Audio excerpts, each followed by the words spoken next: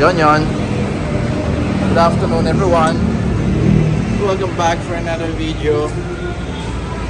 PRD Parts YouTube and Facebook page. Pakivisit na lang. Lagyan natin yung ating screenshot ng ating homepage. Pareho. Alam, mayaman na baba. Silipin ko lang ilalim. Nagkaroon tayo ng konting upgrade sa ating Fortuner na 2018. Yan. Kabit tayo ng TE37 na Vocrace large, extra large yata PVC to. Okay, number 6 stud pa rin yan. Ito yung binibenta natin. So for your information, yung pangilalim ko is stock pa rin naman. Stock shock ako, wala akong pinalit. Yung original pa rin yan gamit ko. Then sa mga nagtatanong, masyadong mababa yung Fortuner ko. Yes, kasi ang gamit ko so far naman, di pa naman nag-leak since nag-lowered ako noong 2018 pagkabili ko siya kanya. So spring lang ang ginamit ko, harap likod. Then yung shock ko stock pa rin, harap likod din. Meron lang akong tumakas before na kaliwa yata o kanan sa likod. Kagandaan doon, I claim naman natin na warranty, so napalitan ng bago. Okay, going back to our new product actually. Okay, so ito na-install na natin ito kahapon o isang araw. Then after that, pina-check natin yung camber alignment niya sa harap likod o harap particular, kung straight naman siya or nasa average pa din ng toe in toe out niya. Okay, so bago natin gawan ito ng review sa highway, na may mga feedback kasi sa mga gumagamit sir ma'am ng TE, particular sa TE37 model ng Voc Racing o Vocrace.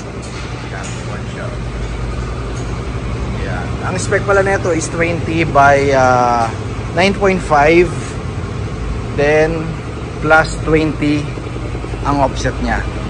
So ang offset niya compared to sa stock natin or doon sa pinagpalitan natin na Lenso na RTG, yung RTG kasi isang offset is plus 15. Okay, so mas labas yun. This one is plus 20. Yan ang clearance niya sa body frame or sa body line niya. Yan, sa mga nagtatanong. So hindi siya ganun kalabas. Pwede kong sabihin na pantay pa rin sa body. Okay, so hindi halos nagkaroon ng pagkakaiba o walang pagkakaiba dun sa RPG natin. Although plus 15 ang offset nun, ito is plus 20. Okay, so ba't ko pinacheck yung pangilalim ko? Siyempre una, nagpalit kasi tayo ng mugs. Then pangalawa, i-road test natin to kasi may mga feedback sa mga gumagamit ng ganitong model ng rim na Vocrace na TE37, nagkakaroon daw ng dragging issue or yung wiggle pagdating daw sa 100 or vibration. Okay, nagkakaroon daw ng wiggle o ng vibration sa 100 kilometers pataas na takbo sa highway gamit itong mga yung size na ganito. Okay, so yung iba naglalagay daw ng center hub o yung centric hub na tinatawag na malipis na spring or na alambre sa gitna nito. So hindi muna tayo nagkabit ng mga yon, maliban lang dito sa bagong rim natin, pati itong set na yan. Okay, so yung test drive natin to mamaya. Tignan natin kung totoo yung ganong mga feedback sa mga gumagamit ng ganito model sa Fortuner nila. I'm not sure sa Hilux sir kung nagkakaroon sila ng ganong klase ng experience. So let's find out guys. So ngayon okay na to. Average naman, although pasok pa rin ito kasi pasok ang harap since ako nakadrop kasi. Then sa likod pantay sa body. Ito medyo pasok, medyo pigi. Pero pasok doon sa average niya base dito sa gadget na ginagamit nila o sa aparato. So nagpalit na nga pala ako ng ng rocker arm nito. Ng bolt joint nito before. Okay, napapalitan ko na yan before tayo nagpalit nito. So test ride tayo, then update ko kayo.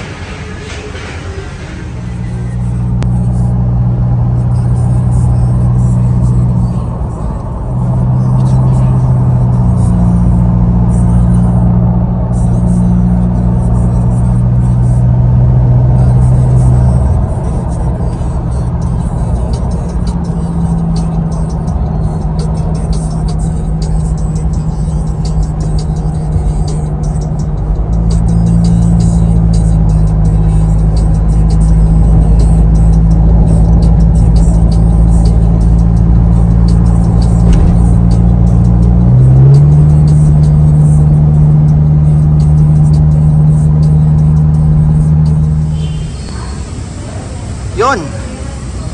So once again, 2018 na 4x2 V variant Fortuner. Yeah, ang kilometer reading ngayon nito is nasa 41 yata o 42,000 kilometers. Hindi natin masyadong gamit, sir, eh. Yeah, so after natin masubukan sa NLEX, about 100 to 150 kilometers ang takbo natin, eh. So konting detalye tayo doon sa kinabit natin o dun sa bago natin produkto na which is Vocrace nga. Sa mga nagtatanong, unahin ko na, sir, yung brake caliper natin. Siyempre medyo striking ang itsura, na highlight lalo na pag binibidyo at pinipicture natin, eh. Ang caliper po na gamit ko is sa harap 6-pot na AP Racing, which is ito ay made in UK kung di ako nagkakamali, kasi way back 2018 napakabit na natin ito, eh. So 6-pot sa harap, at ang rotor disc na gamit natin sa harap is yung size na 360 mm yata.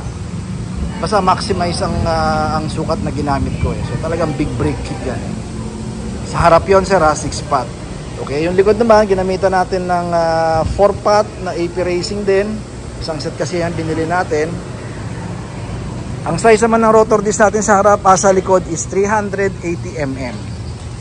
So masyadong malaki. Actually itong spec na ginamit natin sa set na yan is ginagamit para sa LC300, LC200 and also FJ Cruiser.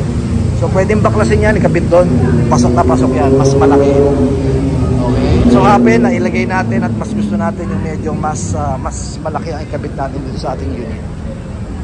Okay, so ang gamit ko na gulong is Nito 420S. Okay, so ito yung mga pang drift, or ito yung ginagamit pang road, pang everyday pwede rin to. Okay, medyo pricey nga lang, kung ako nagkakamali parang 12,000 each ang bili natin bawat isang gulong. So hindi tayo nagbebenta ng gulong, sir, ha? Yung rim ang binebenta natin ngayon dito. Okay, so ang spec ng rim natin is 20 by 9.5 ang lapad. Okay, so ang offset nya, kung napansin nyo, ang offset niya is positive 20. Okay, sa Vocrace kasi ang offset lang na available is 0 and positive 20 lang. Pag 0 kasi medyo labas na rito. Okay, pag positive 20, yan na po yun. So yung previous na gamit natin na Lenso RTG, ang spec naman is 20 by 9.5. So mas magkasinlaki lang sila nito at magkasing lapad. Ang pagkakaiba lang nun, ang RTG na gamit ko previously, yung pinagpalitan nito, ang offset nun is positive 15. Okay, so yung pagkakalabas ng RTG at itong Lenso na ginamit, itong Vocrace na ginamit natin, so far pantay pa din siya sa VAT. Yan.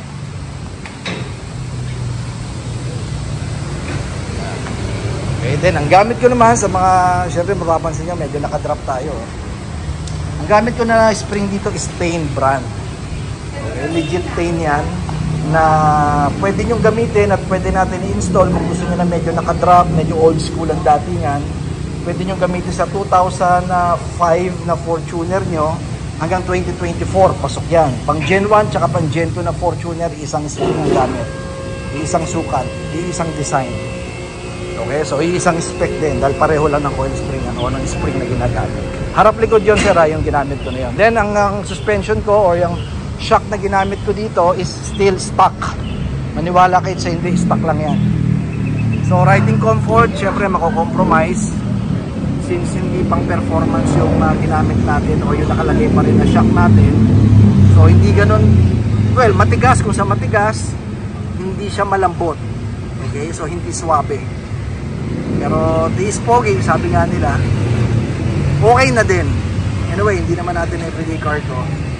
Hindi naman araw-araw tumatakbo. So parang sa akin okay na rin. Pogi oh. Diba? So ang presyo nitong rim na binebenta natin is 220,000. Okay, wala pang ibang factory sa pagkakaalam ko at sa pagse-search ko o pagre-research ko. Ang Voke Racing brand is wala pang factory outside Japan. So lahat ng Voke Race na original nanggagaling po lahat yan sa factory sa Japan. Okay, so sa 220 na yon, ang kasama po noon isang set or 4 na pirasong rim. Ito, kasama na po ang center cap. Mahal din ang center cap, nasa 15 to 18,000 ang center cap, depende sa design. So far ito pinakamagandang design kasi mas malaki yung race. Okay, so yun po yun ha, 220,000 yun, 4 na gulong tsaka 4 na center cap. Okay, ang lug nut, hindi tayo nagbebenta pero pwede tayo mag-order yung Ray brand, race na brand. Pero ito kasi ginamit ko, ito yung mga original, branded din naman siya kung anong brand ang ginamit or ang gumawa dun sa race na lug nut, yung may nakalagay na race dito. Ito rin yun, kinuha ko lang yung mas mura-mura at mas clean ang itsura kasi marami nang masyado ng magulong kulay. I mean, masyado ng marami nang nakaprint dyan, tapos nakaprint pa yung caliper natin, may print dito, kaya nag-decide tayo na ang lug nut na gagamitin natin is yung wala ng print na race. Okay, so branded din naman to, kung sino yung gumawa ng lug nut ng race, siya rin yung gumawa. Kaya medyo mas mura-mura at durability wise is durable din naman to kasi pareho lang naman sila ng brand. Okay, so ang performance niya nung habang tinatakbo natin sa highway, 100 to 150 kilometers. So far wala akong naramdaman na nginig, walang dragging. Smooth pa din siya kung paano naging smooth yung RTG na gamit nating mags na Lenso. Okay, so hindi natin kailangan ng centric hub or kung ano man yung kinakabit para daw mawala yung dragging niya pagka high speed ka, particular 100 kilometers pataas. So malinis, smooth, and stable naman yung takbo niya. Hindi ka kakaba-kaba, ramdam mo pa rin yung manibela mo kahit na wala siyang centric hub. Yun lang naman so far yung mga feedback ng mga gumagamit at nagkabit ng Voke Race, particular yung TE37 na design katulad nito. Okay, so applicable ito sir, pwede natin gamitin at pwedeng ikabit sa Hilux na 2005 pa yan, pwede natin ikabit doon hanggang to the present. Ganun din sa Fortuner, basta 6 stud. So invite nyo kayo guys, just visit and like our page sa Facebook, TRD Parts. Sa YouTube channel natin, ganun din sir, TRD Parts din ha. Ipo-post kasi natin to. Okay, so sa mga magkakakursunada at gustong mag-order sir, just send us a message. And also may Viber tayo sa upper right ng screen, 0917-888-1133, Viber tsaka WhatsApp yan sir. Pwede natin i-ship to all over the Philippines and also abroad kung sino man ang may gusto. Okay,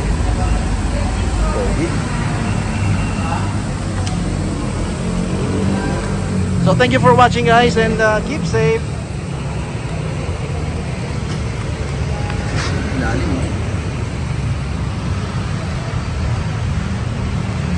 Bye bye.